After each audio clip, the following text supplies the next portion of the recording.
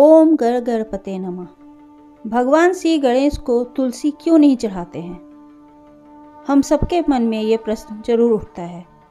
भारत में पूजा पाठ का अपना एक अलग ही महत्व है। यहाँ देवी देवताओं की पूजा के लिए कई प्रकार की सामग्री चढ़ाई जाती है और तुलसी भी उन्हीं में से एक है। तुलसी को सबसे पवित्र पौधा माना गया है। वहीं आपको यह जानकर हैरानी होगी कि एक भगवान ऐसे भी हैं जिनको तुलसी के पत्ते नहीं चढ़ाए जाते हैं, और वो देवता हैं भगवान गणेश।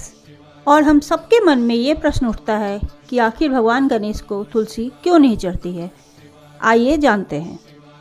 एक बार की बात है, भगवान गणेश गंगा किनारे तपस्या कर रहे थे।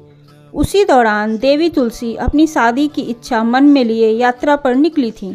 यात्रा के दौरान उनकी नज़र गंगा किनारे तपस्या करते हुए भगवान गणेश पर पड़ी। भगवान गणेश एक सिंहासन पे बैठकर तपस्या कर रहे थे। उनके पूरे शरीर पर चंदन लगा था। उन्होंने जेवर पहने थे, फूलों की माला पहनी हुई थी।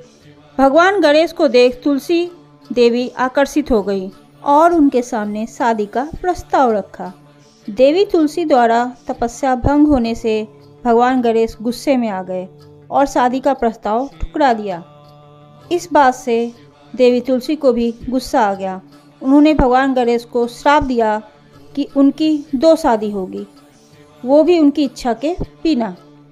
इससे भगवान गणेश और क्रोधित हो गए और उन्होंने भी देवी तुलसी को श्राप दिया कि उनकी शादी किसी असुर से होगी।